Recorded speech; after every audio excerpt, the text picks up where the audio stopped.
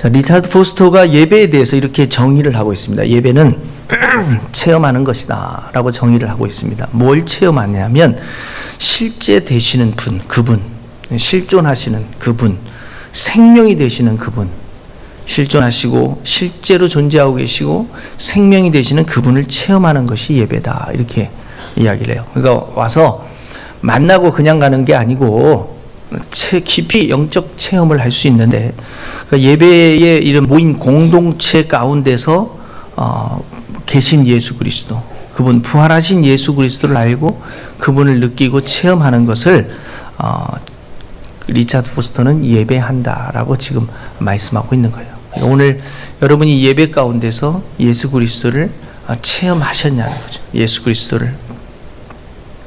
따라서 예배는 하나님의 쉐키나라는 말은 영광이라는 말인데, 그 영광에 의해서 우리가 사로잡히는 거예요. 그 영광이 구약시대 때 보면 하나님의 영광이 그들 가운데 그 성전에 가득하더라 그러잖아요. 가득함.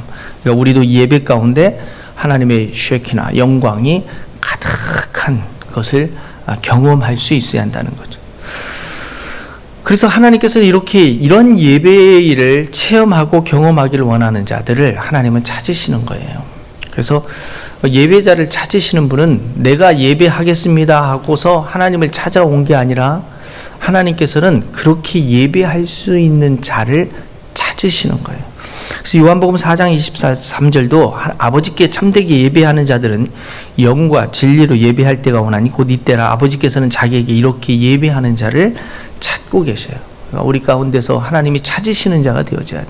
그러려면 우리가 영과 또 말씀을 따라서 진리로 내 생각으로 예배하는 게 아니라 하나님의 말씀대로 예배하는 자가 되어져야 한다는 거죠. 그래서 예배는 하나님의 주도적인 행위에 대한 인간의 올바른 응답이에요. 예배라는 건 하나님이 하신 일에 대한 우리의 응답이 예배다라고 말씀하고 있는 거예요. 그래서 예배는 아버지의 마음속에서 나온 사랑의 제의, 하나님의 그 사랑으로 우리를 제의한 것에 대해서 우리가 응답하는 겁니다. 따라서 우리가 우리를 찾으시는 하나님께 예배하게 될 때 그 핵심은 아버지가 원하는 방식의 예배해야 돼요. 영으로 하는 예배, 육이 아닌 영이 예배, 진리로 하는 예배가 되어져야 한다라고 말씀하는 거죠. 그래서 그러므로 하나님께서 주관하시는 이 예배는 하나님의 성령이 우리의 인간의 영혼을 만질 때 우리는 비로소 그 진정한 예배가 되어질 수 있다라고 얘기해요. 하나님의 터치, 만지심이 있어야 한다는 거죠. 그래서 진정한 예배는 그래서 예배의 의식이나 어떤 방법이나 형식에 이렇게 국한되는 게 아니고 성령님께서 우리의 영혼을 만져주실 때 진정한 예배가 되어지죠. 하나님이 우리의 영혼에 접촉하시고 우리의 영혼을 자유케 하시기 전에는 우리는 그 예배 안으로 온전히 들어갈 수 없다라고 말하고 있는 거예요. 그래서 예배는 형식이 아니라는 겁니다. 그래서 이런 우리가 드리는 예배적 형식은 결국 우리가 진정한 예배로 나아가는데 우리를 이끌어주고 도와주는 그런 보조제의 역할을 할 뿐입니다. 그래서 우리가 예배의 어떤 형식에, 그래서 어떤 교회는 주보도 없애버리는 교회가 있어요. 순서를 없애서 그냥 성령님의 임재하심 대로 느끼는 대로 예배하자 해가지고 1시간 내내 찬양하는 교회도 있고 뭐 그러잖아요. 그래서 예배를 체험하기 위해서는, 그렇죠, 예배의 체험, 예배는 체험이다라고 했습니다. 그러면 예배의 체험하기 위해서는 그러면 우리가 예배해야 할 그 대상자가 누구인가, 체험해야 할 대상자가 누구인지를 알아야겠죠. 그 대상자는 바로 우리가 잘 알고 있는 것처럼 하나님이십니다. 마태복음 4장 10절에 이에 예수께서 말씀하시되 사단아 물러가라 기록되었을 때 주 너희 하나님께 경배하고 다만 그를 섬기라, 다만 그를 예배하라 라고 말씀합니다. 그래서 우리가 예배해야 할 대상인 그 하나님이에요. 세상에 어떤 것도, 세상은 많은 것들을 섬기고 예배하잖아요. 그러나 우리는 그러한 세상에 있는 신들을 섬기고 예배하는 게 아니라 우리는 오직 하나님만 섬기고 예배해야 합니다. 그러기 위해서는 우리는 우리의 예배의 대상이 되신 하나님을 어떻게 해야 돼요? 알아야죠. 알아야 제대로 예배할 수 있는 겁니다. 호세아서 6장 1절을 보세요. 오라 우리가 여호와께로 돌아가자. 여호와께서 우리를 찢으셨으나 도로 낫게 하실 것이고 우리를 치셨으나 싸매어 주실 것이라. 자, 여호와께 돌아가면 어떻게 해야 여호와께 돌아갈 수 있냐면 여호와께서 우리를 찢으셨고 여호와께서 우리를 치셨다 이렇게 알고 있으면 누가 겁나서 여호와께 돌아가겠어요? 우리가 하나님 앞에 죄를 범함으로 말미암아 비록 하나님께서 우리를 찢으셨고 우리를 치셨다 할지라도 그 하나님은 도로 우리를 낫게 해주실 분이요 그 하나님은 우리를 싸매어 주실 분이라는 걸 알면 우리는 여호와께로 돌아가겠죠. 그죠? 그분이 우리를 살리신다는 걸 알면 그럼 우리는 여호와께 돌아가지 않겠어요? 그러니까 하나님을 제대로 알 때 우리는 하나님을 찾을 수 있고 예배할 수 있게 되는 거죠. 그래서 하나님을 아는 거예요. 그래서 호세아서 6장 3절에 보세요. 그러므로 우리가 여호와를 알자. 힘써 여호와를 알자. 그의 나타나심은 새벽빛같이 어김없나니 비와 같이 땅을 적시는 늦은 비와 같이 우리에게 임하시니라. 그래서 우리가 여호와를 알아야 된다는 거예요. 여호와를 아는 자만이 여호와 하나님을 예배할 수 있습니다. 내가 왜 예배하지 못할까요? 모르니까 못하는 거예요. 알면 어찌 예배하지 않을 수가 있겠어요? 아는데 가만히 뭐 딴 생각하겠어요? 아는데 뭐 스마트폰 하고 있겠어요? 아는데 딴짓 하겠어요? 모르니까 그러는 거죠. 모르니까. 그래서 우리가 진정한 예배자가 되려면 먼저 하나님을 아는 게 우리가 힘써야 한다는 거죠. 호세아서 6장 6절도 보면 나는 인애를 원하고 제사를 원하지 아니하며 번제보다 하나님을 아는 것을 원하노라. 자, 하나님이 어떠한 분인지를 잘 알지 못하니까, 그죠? 인간은 어떻게 하냐면 제사는 드리되 하나님의 원하는 대로 제사하지 않았다는 거잖아요. 그래서 번제의 문제가 바로 그거죠. 그러니까 하나님이 정말 무엇을 원하는지를 알았더라면 그들은 그 번제에 타락을 가져오진 않았을 거예요. 그러니까 그들은 예배의 정신은 잃어버리고 예배의 형식만 갖고 있었던 거잖아요. 오늘 우리도 마찬가지예요. 진정한 하나님 앞에 나왔는데 예배의 정신이 없이 예배의 형식, 껍질만 이렇게 왔다가 간다면 그것은 진정한 예배일 수 없다는 거죠. 그래서 우리는 하나님이 누구신지를 알기 때문에 예배하고 찬양하는 거고 하나님이 어떤 일을 행하셨다는 것을 우리가 경험했기 때문에 그 하나님께 우리는 감사를 드리는 거예요. 그러니까 하나님을 찬양하지 않는다, 예배하지 않는다는 건 하나님을 모른다라는 뜻이고 하나님께 감사하지 않는다는 건 하나님을 경험해보지 못하셨고 하나님의 일하심을 알지 못하기 때문에 감사하지 않는다라는 거죠. 자, 내가 그리스도인이 되어졌습니다. 그리스도 우리가 로마서를 통해서 로마서 전체를 통해서 우리가 공부를 하면서 로마서 1장부터 11장까지는 구원론에 대한 사도 바울의 어마어마한 그런 방대한 내용들이 정리되어져 있는 게 1장부터 11장까지라고 그랬습니다. 자, 구원론에 대한 모든 이야기가 끝나고 난 다음에 이제 12장부터 그리스도인이 되어졌다면, 이제 구원받았다면, 하나님의 자녀가 됐다면, 선민이 되었다면 이제 어떻게 살 것인가를 시작하는 게 로마서 12장 1절부터라고 그랬어요. 그래서 그러므로 라는 이 결론어가 굉장히 중요합니다. 구원받았기 때문에 그러므로 어떻게 살 것인가의 시작이죠. 어떻게 살 것인가. 그래서 12장 1절에 시작하는 그리스도인으로서의 가장 우선순위적 삶, 그 삶이 어떠한 삶인지에 대해서 이야기하는 것이 12장 1절이에요. 그러므로 형제들아 내가 하나님의 모든 자비하심으로 너희를 권하노니 너희 몸을 하나님이 기뻐하시는 거룩한 산 제물로 드리라. 이는 너희가 드릴 영적 예배니라. 자, 내가 그리스도인이 되어졌다면 내 삶에 있어서의 가장 우선순위가 무엇이 되어져야 하는지에 대해서 말씀하는 거죠. 그것은 예배자가 되어져야 한다는 거예요. 예배자가 되어져야 한다. 그래서 우리 예배가 무엇인지를 알았고 예배의 대상이 누구신 줄 알았다면 이제 우리에게 있어서의 중요한 것은 바로 예배자가 돼서 살아야 한다는 거예요. 주님이 진실로 나의 삶에 주님이 되게 하기 위해서는 우리의 생활이 예배가 최우선이 되어져야 돼요. 그래야 주님이죠. 내가 말로는 주님이라고 하면서 주님을 예배하지 않는다? 그것은 어떻게 보면 이건 그리스도인이라고 볼 수 없다는 겁니다. 그래서 그리스도인의 삶의 가장 우선순위는 첫째가 예배요. 그리고 둘째가 사역이에요. 그러니까 봉사라는 겁니다. 그러니까 그리스도인에게 있어서의 가장 중요한 것은 예배고 그리고 사역이에요. 근데 대부분의 사람들이 어떻게 뒤집혔냐면 사역이 우선이 됐고 예배가 뒷전에 밀려 있어요. 어떤 일이 바쁘면 예배도 안 들어와. 그잖아요. 그래서 주일 봉사하는데 밥을 안 했어. 예배 안 들어오고 밥해. 막 그런 교회들 많아요. 우리 교회는 전혀 그러지 않지만 다른 교회 보면 그렇게 주방 봉사한다고 안 들어오는 사람도 있고 막 그래요. 예배 시간에. 예배가 형식이 되다 보니까 매주 똑같은 예배만 드리다 보니까 얼마나 예배의 진정성을 가지고 옵니까? 내가 정말 예배하기 위해서 살아가는 사람, 나는 정말 내 삶에 정말 예배를 위해서 나는 태어났고 나는 예배를 위해서 살아간다 하는 사람은 어디 있어요? 그래서 저는 마음에 이거보다 저는 무엇을 위해서 살아가냐면 성경 교사로 저는 살아가는 게 너무 기뻐요. 성경을 연구하고 거기서 발견하고 그걸 깨닫고 그걸 가르친다는 게 저는 참 너무 기뻐요. 근데 무엇에서 실망하냐면 열심히 가르치는데 전혀 움직이지도 않고 똑같고 변화도 없고 그다음에 뭐 안 오고 뭐 이러면 진짜 내가 또 해야 돼? 이런 마음이 들 때가 많아요. 그러면 또 그때마다 떠오르는 말씀이 있어요. 때를 얻든지 못 얻든지 가르치기 항상 힘쓰고 이 말씀 때문에 너무 힘들어요. 이게 떠오르지 말아야 하는데 계속 떠올라. 그래가 또 준비해. 그러나 가르치기 위해서 준비하지만 그러나 저에게는 더욱 큰 힘과 위로가 되는 건 이 말씀 속에서 제 스스로가 자꾸 깨닫고 그대로 저는 살아가 보려고 한번 몸부림치고 있는 것. 그건 저에게는 참 이게 가장 큰 축복이다라는 생각을 해요.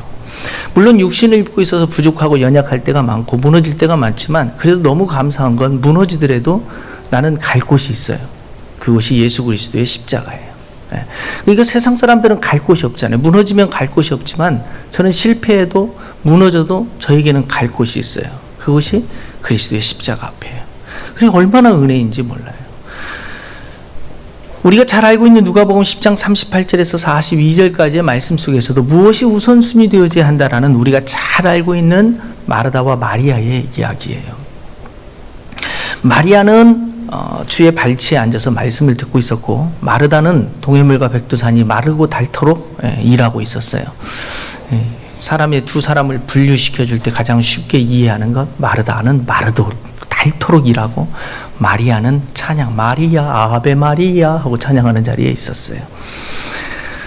근데 마르다가 준비하는 일이 너무 많아가지고 40절에 보니까 동생은 예수님 발 앞에서 가만히 놀고 있고 자기는 혼자 일하고 있는 게 너무 기분이 안 좋은 거예요. 그래서 예수님한테 가서 예수님 해도 너무하시죠. 그러시면 안 되십니다. 여기서 이러시면 안 됩니다. 동생에게 얘기해서 좀 나를 좀 도와주라고 얘기 좀 해주세요 라고 이렇게 예수님한테 부탁을 했는데 돌아오는 답변이 41절이에요. 주께서 대답하시되 마르다야 내가 많은 일로 염려하고 근심하나 몇 가지만 하든지 혹은 한 가지만이라도 족하니라. 이거 반찬 하나 하라는 얘기가 아니에요. 반찬 많이 하니라고 분주하니까 반찬 하나만 해라 이 얘기가 아니라 그 얘기가 아니라 한 가지라는 것은 봉사냐 예배냐 라는 것을 놓고 왔을 때 사역이냐 예배냐는 것을 왔을 때 한 가지의 선택 마리아의 선택 한 가지만이라도 좋다 이거예요. 사역보다도 우선되어지는 건 예배다. 그래서 마리아는 이 좋은 편을 택하였으니 빼앗기지 아니하리라.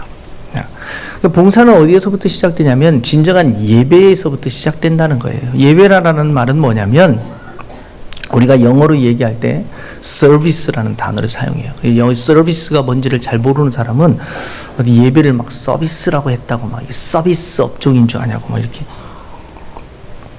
그러면 나는 무식하다라는 걸 얘기하는 거기 때문에 절대 얘기하면 안 되고 예배라는 건 하나님을 섬기는 거예요. 그래서 서비스라고 얘기하는 거예요. 하나님을 섬긴다라는 의미지 이게 서비스 업종의 서비스를 얘기하는 게 아니에요. 하나님을 섬기는 것.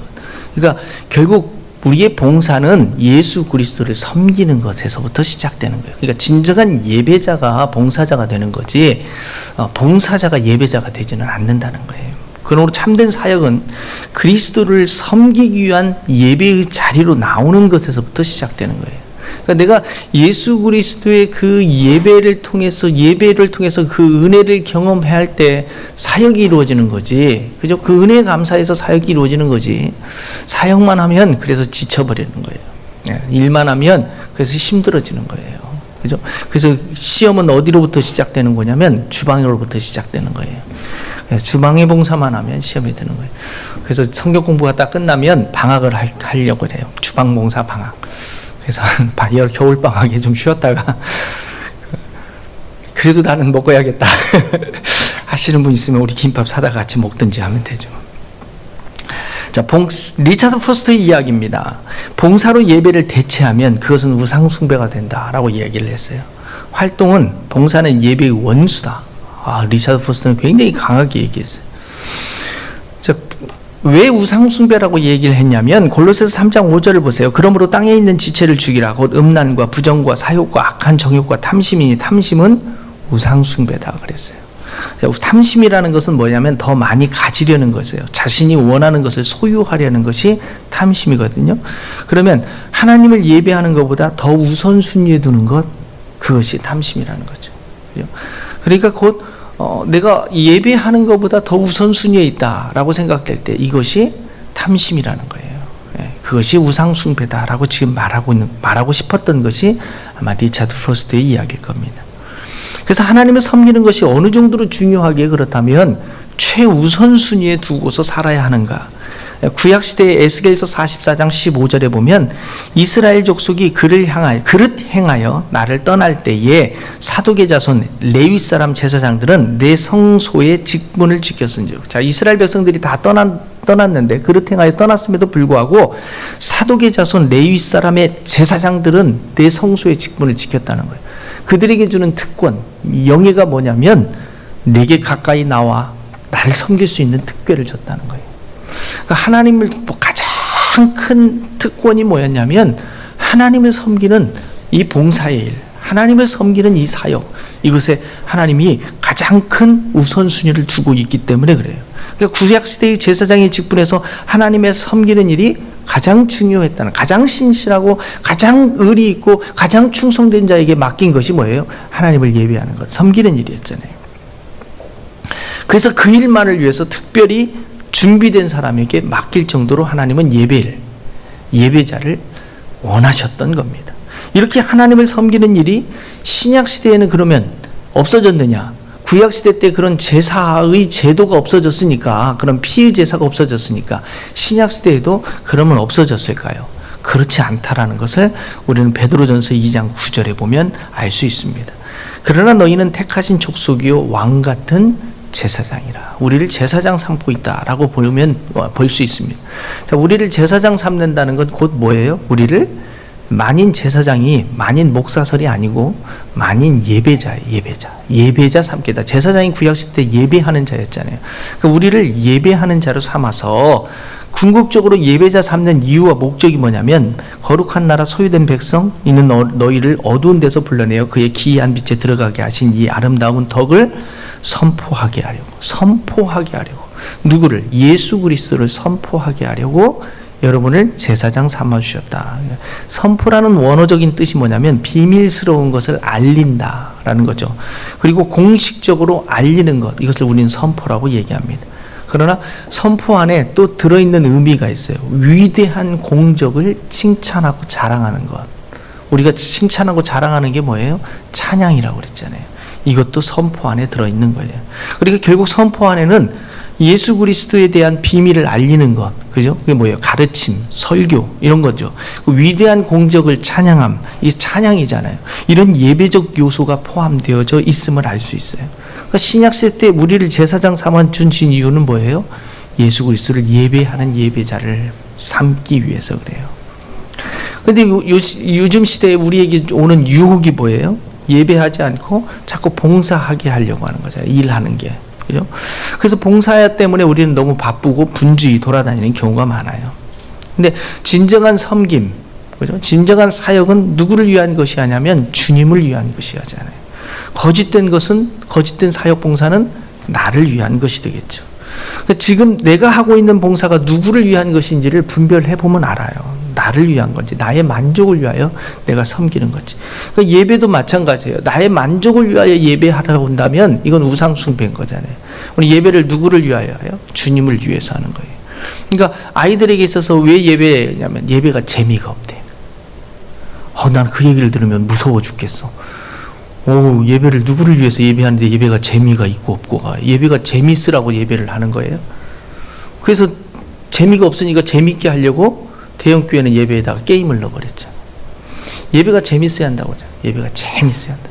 그래서 예배 설교에다가 막 별 코미디도 넣고 뭐 유머도 넣고 뭐 넣지 말라는 건 아니에요. 재미없는 것보다 재미있는 게 낫겠죠. 저같이 이렇게 막 따분하게 하는 것보다 막 웃고 막 울고 오면 더 훨씬 재미있겠죠.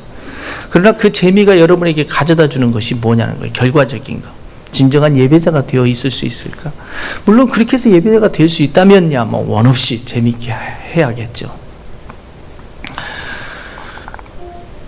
그래서 예배를 아이들에게 왜 오늘날 아이들이 주일학교를 졸업하면서 같이 졸업해버리고 교회를 떠나느냐? 어른 예배가 재미가 없잖아요. 어른 예배가 재미가 없어서. 우리 애들은 어려서부터 너무 재미없는 예배에 참여하죠. 듣지도 못하는 예배, 들리지도 않는 예배라고 생각되는 부모, 그러나 애들이 더 듣고 있어요.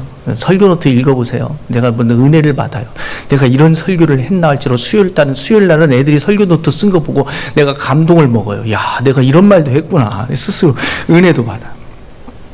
아이들은 이런 예배에 익숙해져 있으면 나중에 어떻게 할 것 같아요? 자라서도 안 떠나. 왜? 어려서부터 이렇게 예배를 해왔어요. 어려서부터 이런 예배를 해왔잖아요. 그죠? 그러니까 다른 사람들, 다른 교회에서 우리 아이들을 보면 신기하고 놀랍잖아요. 야, 어떻게 저런 데 가만히 앉아 있을까? 그게 훈련이라는 거예요, 훈련. 그래서 제가 얘기하는 거예요. 신앙생활은 훈련. 어떻게 훈련을 받느냐에 달려 있어요. 재밌게 주일날 와서 게임하고 놀고 막 먹고 간식 먹고 그러고 가면 그게 없어지면 재미가 없어지잖아요. 그래서 제가 계속 강조했던 것이 뭐냐면 주일날 애들을 먹이려고 교회를 오게 하면 안 되고 예배하게 하기 위해서 오게 하는 것이 목적이 되어져야 하고, 그러면 부모들도 교회에 오는 게 예배가 목적이 돼서 예배를 위해서가, 오늘 우리 예수님 예배하기 위해서 가는 거야, 같이 가자, 이렇게 하면서 손잡고 가고, 이게 되어져야 하잖아요. 결국 거짓된 예배는 자신을 위한 것이고 진정한 예배는 주님을 위한 거예요. 그래서 교회의 타락은 어디에서부터 시작된다고 제가 계속 외쳤습니까? 예배의 타락이에요. 예배의 타락. 예배의 목적은 하나님께 영광을 돌리는 것이지 우리의 기쁨이나 즐거움이나 우리의 자신을 위한 것이 아니라라는 겁니다. 그래서 예배에 올 때 우리는 어떻게 와야 하냐면 거룩한 기대를 가지고 와야 돼요. 거룩한 기대. 초대교회 교인들은 그리스도께서 그들 가운데 계신다는 것을 알고 있었어요. 그리스도께서 그들에게 가르쳐 주시기를 기대하는 가운데 모였고, 그리고 그리스도께서 살아있는 능력으로 그들에게 접촉해 주시기를 기대하는 가운데 모였어요. 자, 우리는 예배 가운데 어떤 기대를 가지고 오셨습니까? 오늘 예배에 오는데 내가 여러분 어떤 기대를 가지고 왔어요? 일주일이 너무 빨라. 또 교회 가야 돼? 이렇게 안 가면 또 목사님이 하긴 우리 목사님 안 와도 전화도 안 하니까 아니, 전화 받으려고 안 오시나요? 누구를 위하여 여러분 예배하시나요? 저를 위해서요? 와주려고요? 저는 일부러 그걸 고쳐주려고 안 하는 거예요. 그러니까 제 생각과 여러분의 생각이 너무 달라. 저는 기존 교회에 익숙해져 있는 잘못된 신앙 패턴을 고쳐주고 싶었던 거예요. 그렇게 신앙생활을 하면 안 된다는 거예요. 누군가에 의해서 끌려서 인간적으로 인본주의적으로 인간적으로 끌려가지고 마지못해서 가서 앉아있으니 그게 무슨 예배가 되겠냐는 거예요. 사모함을 가지고 정말 간절함으로 주님을 오늘 또 만나는 가운데서 주님의 그 체험 가운데서 주님의 일하심, 그리고 내 기도에 응답하심, 그리고 주님이 치유하심, 회복해 하심, 찬양을 통해서 감옥문이 열리는 그런 역사와 같은 그런 역사가 일어나는 것들을 내 예배 안에서 내가 개인적으로 체험되어지는 그런 기대감 속에서 예배를 와야 하잖아요. 근데 그런 기대감 없이 와본들, 데일밴드 하나 붙여준들 무슨 의미가 있겠어요? 그래서 제가 신방 사역을 자꾸 얘기하는 게 데일밴드 사역이라거든요. 가서 밴드 하나 붙여준들 그게 치유가 되겠어요? 2, 3일 지나면 또 떨어지는데. 자기 스스로가 그걸 극복해내지 못하면 아무리 제가 가서 밴데이지 붙여줘 봐야 똑같아요. 또 떨어지고 또 떨어지고 또 떨어져요. 그래서 저는 무엇을 해야 하냐면 예방교육이다라고 얘기하잖아요. 훈련을 시켜야 한다. 훈련을. 제가 하려고 하는 건 훈련을 하는 거예요. 그래서 강인한 그리스도인이 돼서 어떤 어려움 속에서도 무너지지 않고 굳건하게 일어설 수 있는 오뚜기와 같은 사람을 만들고 싶은 것이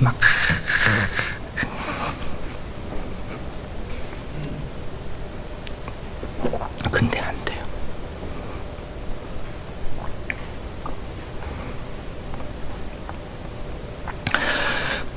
그 프랑크 루박이나 브라더스 로렌스나 리차드 포스터는 이렇게 얘기하는데 오늘의 모든 기적들 가운데서 가장 위대한 것이 이것이니 내가 주님에게서 듣는 일을 할 때 내가 주님을 가장 잘 알게 된다는 것이다. 가장 위대한 건 주님을 알게 되는 것이다.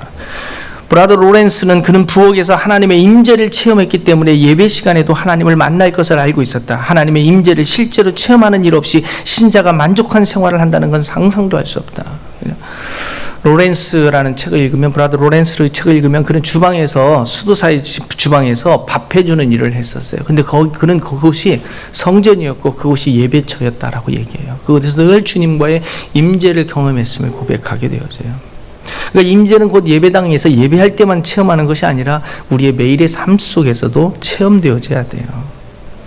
그래서 리차드 포스터는 나의 소원은 매 순간을 내적인 경배와 찬양과 감사의 속삭임으로 보내는 것이다. 여러분의 삶에, 매일의 삶이 어떤 삶이 되길 원하셔요.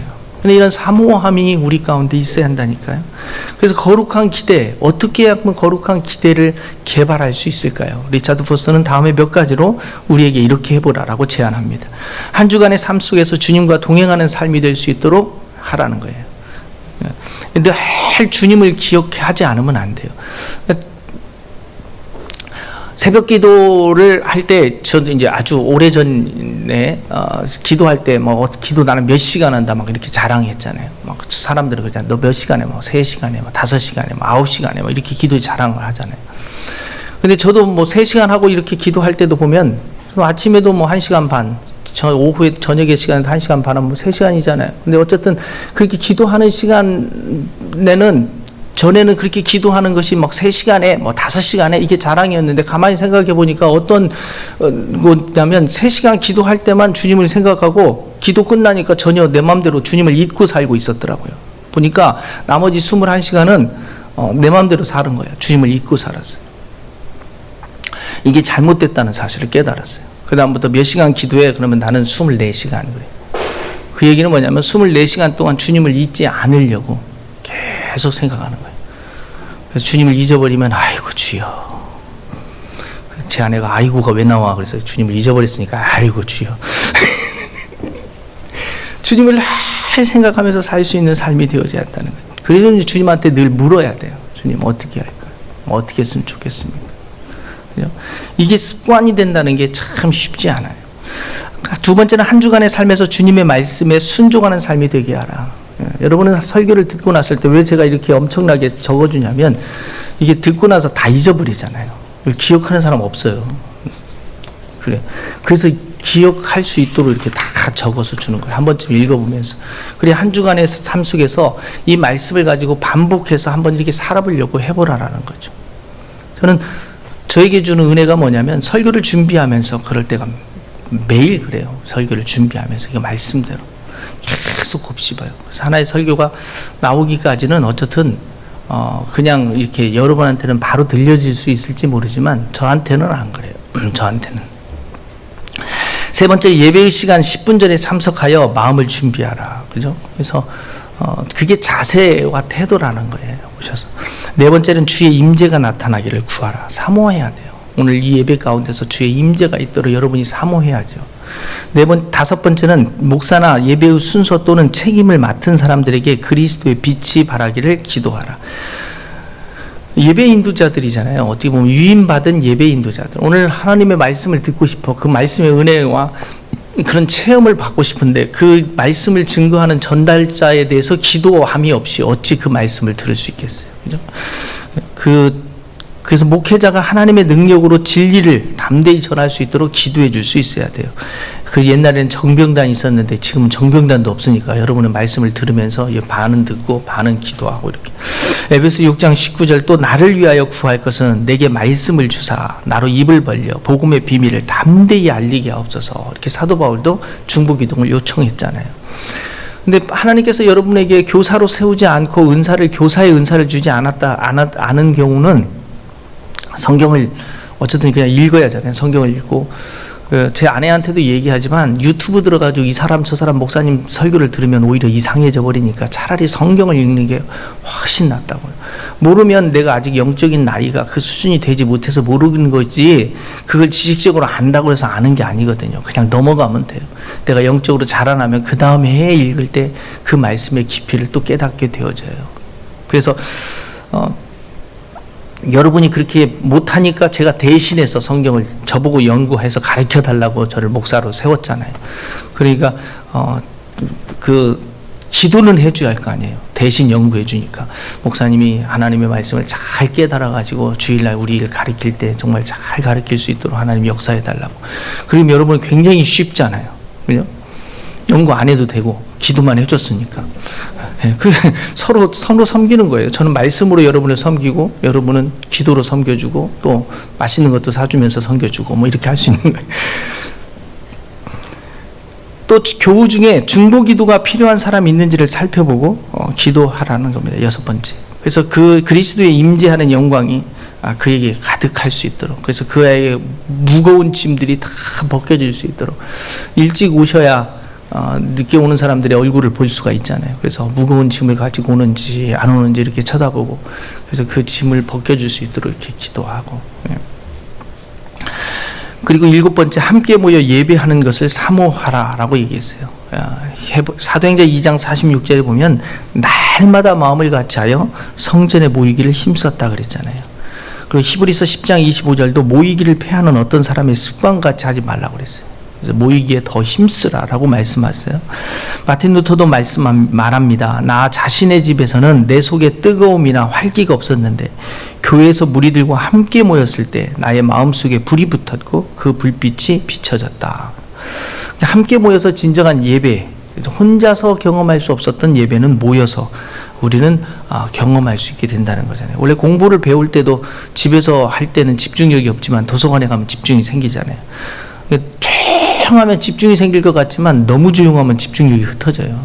적당히 시끄러워야 이게 집중력이 생기는 거예요. 그래서 우리 학교 LC가 적당히 시끄럽잖아. 그 안에서 공부를 잘하는 이유는 집중력이 생기는 거예요. 그래서 애들한테 물어봐요. 그래서 집중력이 생기지. 그러다가 혼자 조용히 집에서 앉아서 공부하라고 하면 이게 오히려 안 되는 거예요. 근데 처음 온 사람들은 힘들 수도 있어요. 왜냐하면 그렇게 안 해봤으니까. 근데 그렇게 하다 보면 익숙해져요. 자, 예배의 인도자는 예수 그리스도입니다. 예수 그리스도가 예배의 인도자라는 것은 예수 그리스도가 첫 번째 그의 백성 가운데 살아계시고 임재하시기 때문에 그래요.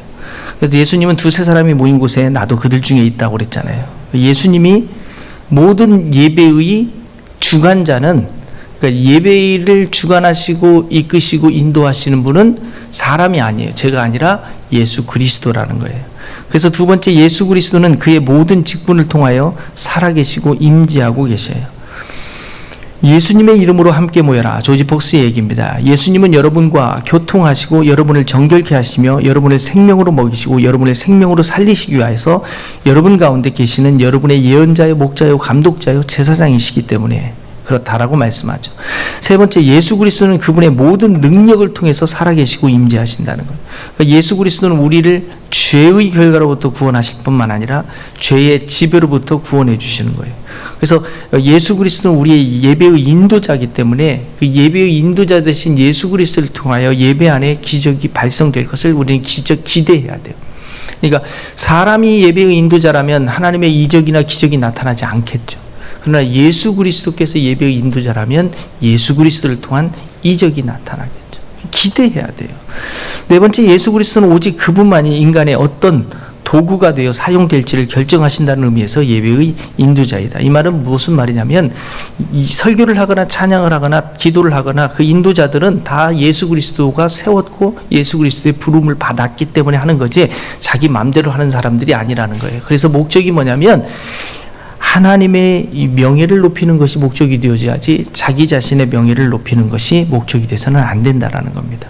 그래서 많은 예배 참여자들이 곧 그리스도의 기름 부으심을 받고 그리스도의 인도함을 받아 예배를 하고 인도하고 있는 거지 자기 마음대로 순서 정해서 하는 것이 아니라는 거죠. 그래서 성경 봉독의 시간도 주님의 인도하심을 받아서 내가 세움을 받았다라는 생각을 가지고 하나님의 말씀을 선포한다는 자세로 읽으셔요. 그냥 읽는다. 구약시대 때는 성경 읽기가 예배가 성경 읽는 거였어요. 구약시대는 두루마리 성경을 읽는 게 제사장들이 하는 일이었어요. 그래서 여러분이 오셔서 성경 봉독을 할 때 그냥 읽고 끝나는 게 아니라 이 메시지를 여러분에게 선포한다. 좀 기록된 말씀을 선포한다라는 그 어마어마한 자세와 태도를 가지고 이렇게 읽으세요. 그래서 그 성경을 읽다가 마음에 팍 꽂히는, 그 성경을 듣고 마음에 꽂히는 사람도 있을 거 아니에요. 설교를 듣는데 깨닫지 못해도 말씀을 딱 들었는데 그 한 구절이 이렇게 마음에 딱 왔는 게 있어요. 성령님의 역사하시면. 그래서 성경 봉독을 할 때도 그냥 봉독하지 마시고 선포한다라는 자세를 가지고. 사람들 앞에서 하면 떨리잖아요. 사람 앞에서 하지 마시고, 떨릴 필요가 없어요. 올라오셔서 그냥 선포하는 자세로 이렇게 하시면 됩니다. 예배에 들어가기 위해서는 그러면 우리는 어떻게 해야 하나요? 우리는 성령의 감동에 응답할 뿐이지만 예배에 들어가는 데는 하나님의 정하신 방법이 있어요. 다시 말해서 예배를 사모해야 예배의 은혜를 받을 수 있잖아요. 그러니까 준비되지 않았는데 왜 예배의 은혜가 우리에게 있겠어요? 그래서 예배의 은혜를 받기 위해서는 첫 번째, 인간 주도적인 모든 활동을 멈추는 겁니다. 그래서 성령이 우리의 생활을 지배하도록 우리의 육신의 행동을 멈추는 거예요. 그러니까 우리의 일상생활 속에서, 언어의 생활이나 우리의 행동의 생활이 속에서 한 주간 살아가는 삶 속에서도 우리가 바르게 살아가는 것이 중요합니다. 왜냐하면 공적인 예배에도 그 정신을 그대로 가지고 오기 때문에 그래요. 그러니까 주일의 예배적 삶과 그리고 주중에의 예배적 삶이 일치해야 한다는 겁니다. 프랑스와 페를롱은 이야기하죠. 자기를 부인하고 자기 자신을 끊임없이 창조주의 손에 맡기며 무슨 일에든지 주님 내가 어떻게 행하기를 원하십니까? 라는 말을 하루에 100번이라도 중단 없이 말하는 사람은 복 있는 사람이다. 이렇게 얘기했습니다. 그래서 우리의 삶이 예수님의 보호와 인도 아래 있는 체험을 하도록 하고 우리의 생활의 모든 행동의 뿌리를 하나님께 두도록 하고 고요히 하나님을 찬양하고 예배하는 가운데 아침에 일어나고 밤에 잠자리에 들을 수 있도록 하고 늘 자신의 행동에 대하여 하나님께 물으며 살아가세요. 주님, 나의 행동은 어떻습니까? 성령을 통해서 성령의 인도함을 받는 가운데 살아가라는 겁니다. 그래서 로마서 8장 4절도 육신을 따르지 않고 그 영을 따라 행하는 우리에게 율법의 요구가 이루어지게 하려 합니다. 이렇게 말씀하고 있는 거죠. 자, 예배로 들어가는 두 번째 길은 뭐냐면 찬양입니다. 구약은 소와 양의 제물을 요구했지만 신약시대 때는 찬송을 예배의 제사물로 원했어요. 히브리서 13장 15절에 보세요. 그러므로 우리는 예수로 말미암아 항상 찬송의 제사를 드리자 그랬잖아요. 그죠? 입술의 열매인 찬송, 이것이 제물로 하나님께서 우리에게 요구하고 있는 거고, 우리가 찬송을 가지고 그러면 어떻게 돼요? 하나님께 나아갈 수 있게 된다는 거예요. 그래서 구약시대 예배자는 제사장이었던 것처럼 신약시대 때 우리가 제사장이 됐다는 것, 그것은 하나님이 예배자로 삼아주셨어요. 그래서 베드로전서 2장 5절도 너희도 산돌같이 신령한 집으로 세워지고 예수 그리스도로 말미암아 하나님이 기쁘게 받으실 신령한이라는 건 영적인 제사를 드릴 거룩한 제사장이 되라 그랬어요. 우리는 영적 예배자가 되라라고 우리에게 지금 말씀하고 있는 겁니다. 왜 찬양의 제사가 그렇게 중요한가? 사도행전 16장 24절부터 26절까지 보면 그가 이러한 명령을 받아 그들을 깊은 옥에 가두고 그 발을 차고에 든든히 채웠더니 한밤중에 바울과 실라가 기도하고 하나님을 찬송하며 죄수들이 듣더라. 이에 갑자기 큰 지진이 나서 옥토가 움직이고 문이고 다 열리며 모든 사람의 매인 것이 다 벗어진지라.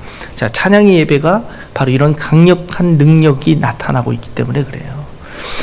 자, 다윗이 사단이 들어서 미친 짓 하고 있을 때 다윗이 검은 고를 켜면서 찬양을 하니까 그 악귀가 떠나는 역사가 일어났잖아요. 찬양 안에는 그런 놀라운 영적인 능력이 있습니다. 그러므로 찬양을 통해서 옥토가 움직이고 문이 열리고 매인 것이 벗어지는 역사가 일어나는 거예요.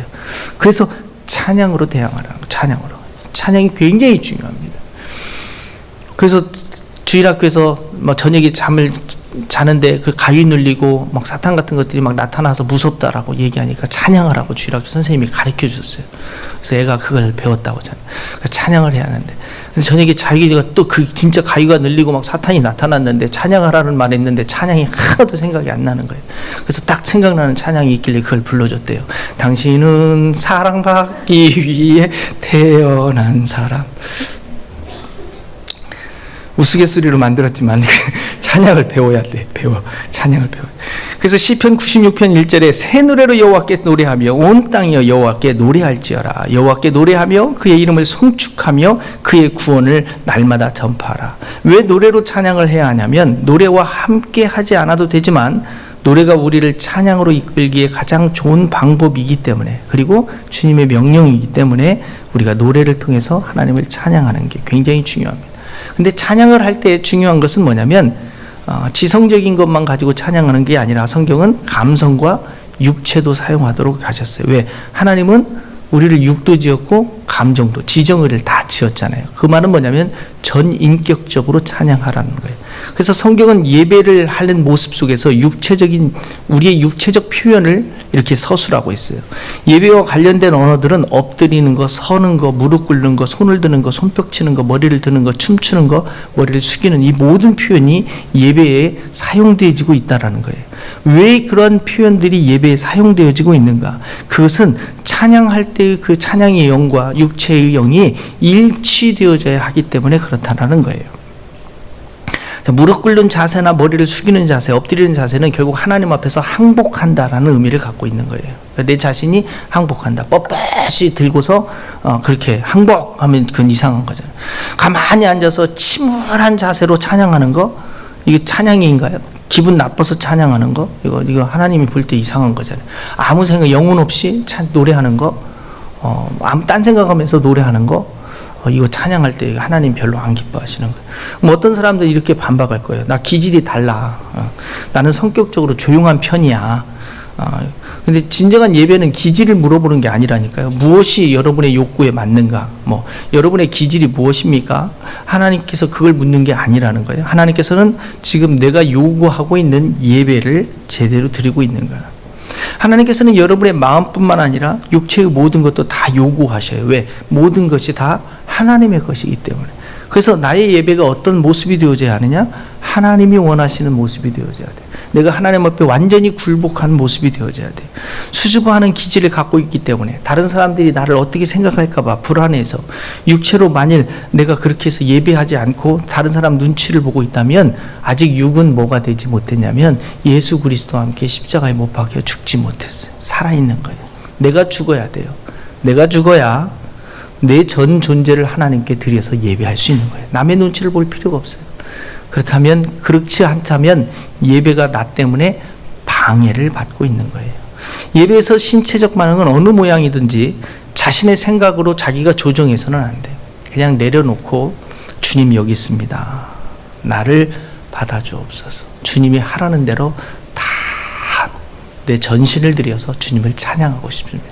기쁘게 찬양하라면 기쁘게 찬양하고, 춤추며 찬양하라면 춤추며 찬양하고, 그래서 기쁘고 즐겁다 보면 어느새 그저 하나님이 나에게 주시는 그 기쁜 마음으로 가득하게 되어 있어요. 다윗도 춤추며 찬양하다가 얼마나 기뻤는지 바지가 벗겨질 정도였다고 하잖아요. 자, 예배로 들어가기 위해서는 예배를 공부한다고 지금까지 이렇게 공부했다고 해서 예배를 잘 드리는 게 아니라고 제가 계속 얘기했어요. 김연아가 피겨스케이팅을 잘 타는 법에 대해서 아무리 공부를 해도 피겨스케이팅 못 합니다. 왜냐하면 타보질 않으면. 그죠? 그런데 어떻게 해야 잘 타냐면 실질적으로 타야 돼요. 훈련을 해야 돼요. 훈련을 해야 돼요. 그래서 예배도 실질적으로 예배를 해야 돼요. 훈련을 해야 돼요. 그래서 제가 계속 얘기하는 게 신앙생활은 훈련입니다. 설교만 들었다고 해서 절대, 신앙생활은 훈련이에요. 설교를 듣는다고 해서 신앙이 자라질 않아요. 지식만 커지는 거죠. 지식을 갖고 있다고 해서 이게 내가 신앙의 아니에요. 스포츠하고 예체능과 똑같아요. 피아노를 치는 법을 이론적으로 공부했다고 해서 피아노를 잘 치는 것이 아니에요. 도레미파솔라시도 음계를 다 알았으니까 피아노를 잘 친다? 아니에요. 피아노는 훈련을 해야 되는 것처럼 신앙생활도 훈련하셔야 돼요. 기뻐하는 것도 훈련이에요. 그래서 성경에서 뭐라고 얘기했어요? 항상 기뻐하라 명령했잖아요. 뭐하러 기뻐하는데 그게 기분 좋으면 기뻐할 텐데 뭐더러 명령을 했겠어요. 이게 기분 안 좋을 때도 기뻐하는 것을 훈련해야 하기 때문에 우리에게 명령하고 있는 거예요. 그래서 매일의 하나님의 임재를 경험하는 훈련을 하셔야 돼요. 매일의 삶 가운데서 그 임재 체험하는 훈련을 하시고 예배를 다양하게 경험하셔야 돼요. 개인 예배, 가정 예배, 목장 예배, 예배를 통해서 그 예배의 자리에서 항상 하나님의 임재를 체험을 경험하는 일들을 가져야 하고, 또 예배의 경험을 준비할 수 있도록, 그죠? 토요일 날 일찍 자기 이런 거, 그죠? 새벽 2시에 주무시지 마시고 새벽 4시에 또 뭐 이렇게 애들 가지 말고 일찍 자고. 그리고 자성과 자백의 시간을 가져보기도 하고 예배를 사모하는 시간도 갖기도 하고 예배당에 좀 일찍 와서 마음으로 준비하는 시간도 갖기도 하고. 그죠? 그래서 주님의 능력으로 예배의 자리에 기꺼이 모이려고 해야 돼요.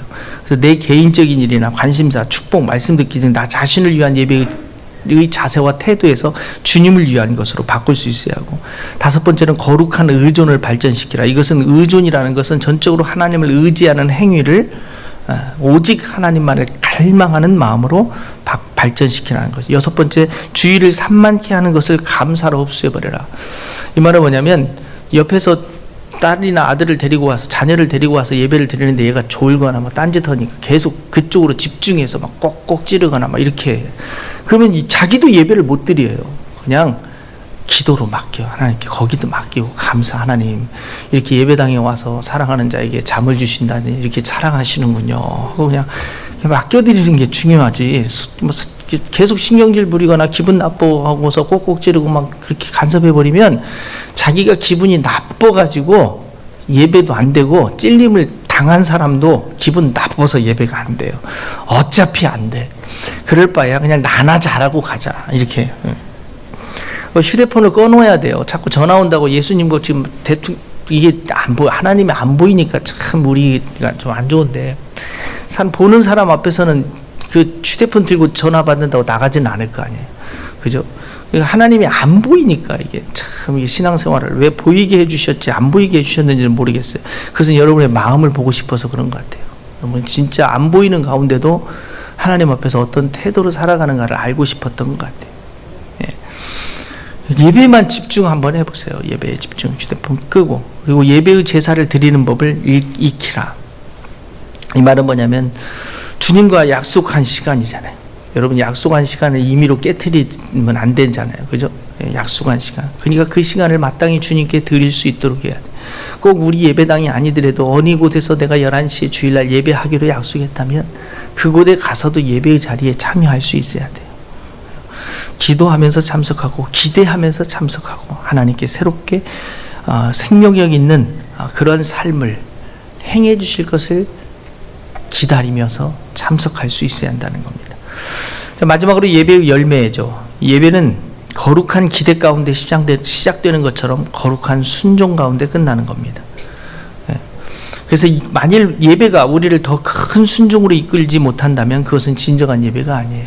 우리가 예배자였다라는 건 결국 순종의 사람이었다로 나타나는 거예요. 그러니까 거룩하신 하나님 앞에 선다는 것이 곧 변화잖아요. 그럼 우리 내가 진정한 예배자가 되었다는 건 변화된 삶을 갖고 있어야 돼요. 신앙생활을 하면 할수록 더 악해졌다, 강해졌다, 뭐 이상해졌다. 이건 아니죠. 또 예배는 현실을 도피하는 도피제나 마취제가 아니에요. 예배로 현실 도피하지 마세요. 예배는 우리가 섬김으로 부르심을 명백하게 듣고 주님 앞에 반응하는 거예요. 내가 여기 있습니다. 나를 사용하여 주옵소서. 그래서 진정한 예배는 우리로 개인적, 사회적, 제도적 차원에서 마귀의 세력과 싸우는 어린 양의 전투에 참여시키는 거예요. 마귀들과 싸울지라고 하잖아요.